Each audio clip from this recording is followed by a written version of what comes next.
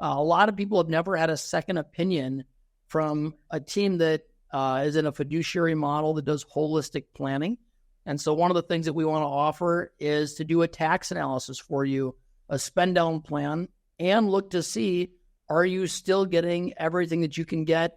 And have you compared what you have to other things out there? So if you're interested in having that done with us, like so many do, you can reach us on our website at gwealth.com, or you can check out our podcast, learn more about us at atfpodcast.com. We've got a quote of the day. And what's so funny is I love quotes. I've got them all over my house.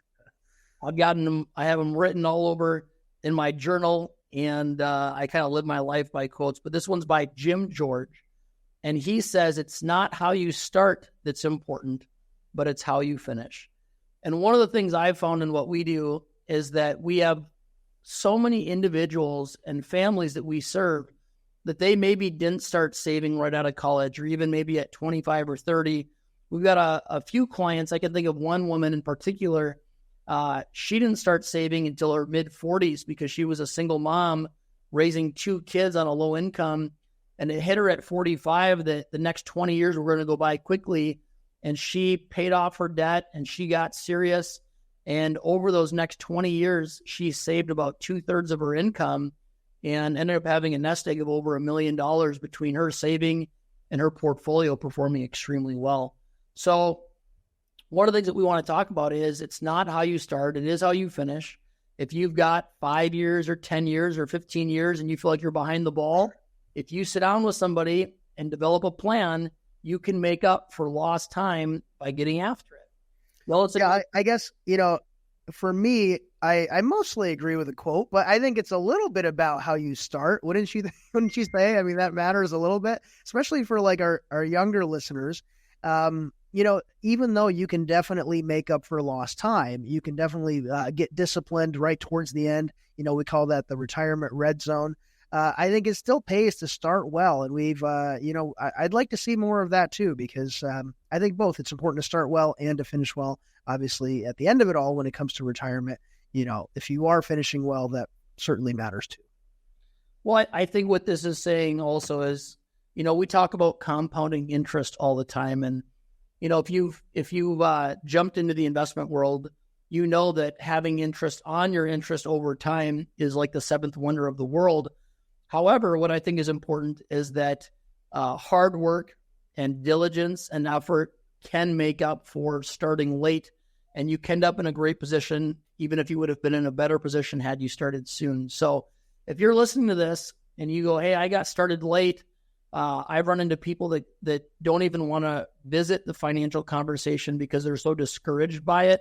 Yeah. I think one of the things that you'll find is that by sitting down with myself or Yelisey, is that we can put together a plan that instead of leaving discouraged or feeling like you're not going to make it or you don't have enough, we can put together a plan between what you're saving, your expenses, and a debt pay down plan where you can leave with financial peace.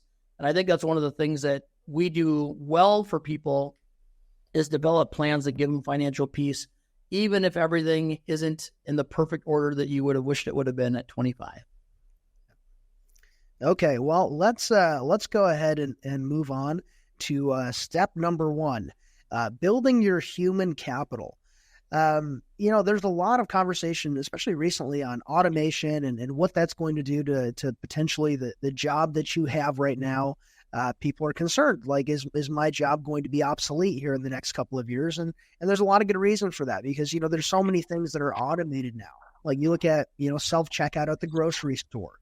A lot of people are doing electronic record keeping, even like their tax prep. We're in tax season right now. A lot of that's being automated too. And, obviously technology makes things a lot easier for us. It improves our standard of living. But also, there is that risk, especially as we're getting older and we're less likely to want to pick up new skills and to pursue those types of things. And I'm just thinking about a client who came in last week, and she's actually very qualified, very skilled in a certain area. Actually, I think is she a mortgage lender, Trey? I think you know what I'm talking about. Yeah, she's a mortgage lender. Yeah, and for her, obviously the mortgage industry with interest rates where they are today, they've experienced a lot of layoffs, a lot of people who have unfortunately been unemployed in that area. But she's looking for a new job, and she's finding that, hey, like the skills that I needed 20 years ago aren't the skills that I need today. So making sure that you're keeping up with those things. There's a study that the DOL came out with, and they said they're looking to see like what skills are actually needed to make sure that you actually find yourself in a position where you're employable over the next 10 years.